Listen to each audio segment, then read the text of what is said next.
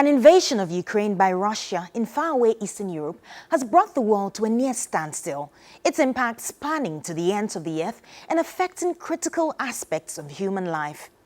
World fuel prices already beginning to spike, having a ripple effect on prices of general goods and services.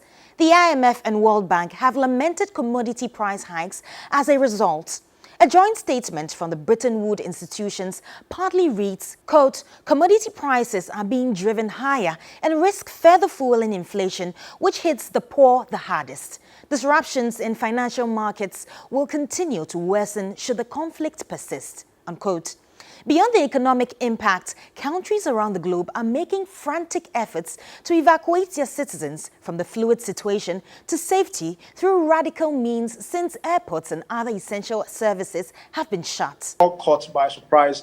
They started at dawn. Some were sleeping. They had to be woken up by their friends and families who heard the news first. So by the time we heard these things to take these actions, we were late to that. By that time, some ATMs were not working. The government of Ghana has been more interested in its students studying in Ukraine and has started bringing them home. The first batch of 17 arrived in Accra on Tuesday, March 1. For some stranded Ghanaians in Ukraine, they would rather die in the crossfire than come to Ghana. For these, the government has left them to their own fate. There are some who have indicated that they do not wish to come back home. So after a couple of days, they will be on their own. Ukraine has always been a popular education destination for Ghanaians, especially for those in the medical field. The Ministry of Foreign Affairs puts the estimated number of Ghanaians in Ukraine at 1,200 plus.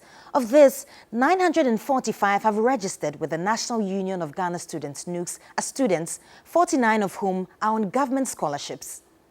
However, of the estimated total number of Ghanaians in Ukraine, 527 have been successfully evacuated to neighboring countries as follows: 49 in Prague in Czech Republic, including a 4-year-old child; 134 in Romania being prepared to be brought to Ghana; 25 in Slovakia; 81 in Poland; 17 touched down in Accra on March 1, and 221 at the Hungary border in Budapest.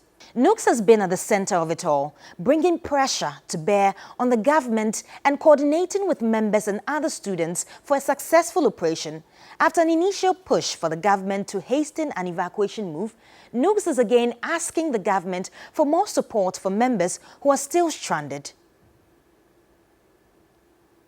Parents of students stuck in Ukraine say they continue to live in anxiety until they see their children back home. I can't able to eat, I can't able to sleep, all the time crying. My son is still in the Ukraine, you're suffering. I have 2 children in Ukraine, in fact, a daughter and a son. And so when this situation came up, it really got me confused. We all know that American and some other countries have evacuated or started evacuating their nationals with several warnings that come what may, the war is going to happen. So I'm surprised that our country or our government did not take any action. For now, those back home are simply relieved that they have escaped a war whose outcome is uncertain after days of toil. But the uncertainty doesn't end there, with so many unanswered questions about the future of their education. I don't know. I would stay until everything is cool and calm before I leave.